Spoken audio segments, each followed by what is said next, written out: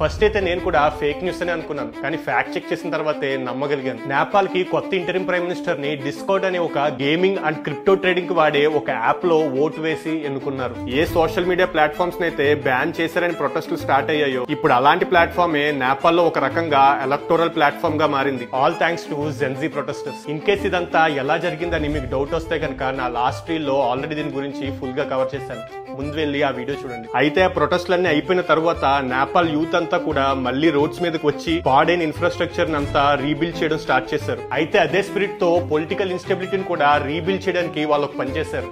అదే డిస్కార్డ్ లో server create చేయడం. అయితే ఇది ర్యాండమ్ యంగ్స్టర్స్ యొక్క సర్వర్ కాదు, ఇది హమీ నేపాల్ అనే 1 lakh plus NGO members run చేస్తున్న సర్వర్. ఈ ఎన్జిఓ గతంలో earth quakes, floods, relief camps లో ఆల్రెడీ మ్యాసివ్ సపోర్ట్ మొబిలైజ్ చేసింది. సో ఈ సర్వర్ లో హీటెడ్ డిబేట్స్, పోల్స్ జరిగాయి. మిలిటరీ కూడా ఈ డిస్కషన్ ని ఇగ్నోర్ చేయలేదు. ఫంక్షనింగ్ గవర్నమెంట్ లేకపోవడం వల్ల డిఫాక్టో కంట్రోల్ ఆర్మీ చేతుల్లో ఉంది. So army chiefs server organizers తో మీటింగ్ పెట్టి సూటబుల్ క్యాండిడేట్ ని సజెస్ట్ చేయండి అని చెప్పేశారు. సీరియస్ క్యాండిడేట్స్ నేమ్స్ వచ్చాయి. Sushila Karki, former chief justice, Kulman Ghising, energy reforms hero, Nepalese cricketer Sagar Dhakal, ఇంకా చాలా మంది పేర్లు వచ్చాయి. అయితే డిస్కషన్స్ తర్వాత మెజారిటీ ఒకే పేరు మీద సెటిల్ అయింది అండ్ ఆ నేమ్ ని ప్రొటెస్టర్స్ ఆర్మీ చీఫ్ కి, ప్రెసిడెంట్ కి కన్వే చేశారు. Guess what happened next? September 12, 2025న సుశీలా కార్కి గారు నేపాల్ హిస్టరీలోనే మొదటి మహిళా ప్రైమ్ మినిస్టర్ గా ఓత్ తీసుకున్నారు. అఫ్ కోర్స్ ఇది పర్ఫెక్ట్ డెమోక్రసీ కాదు. ఒక డిస్కార్డ్ సర్వర్ లో ఉన్న వాళ్లే మొత్తం దేశానికి వాయిస్ కాదనేది నిజం. కానీ యూత్ వాయిస్ ఎంత పవర్ఫుల్ అనేది మాత్రం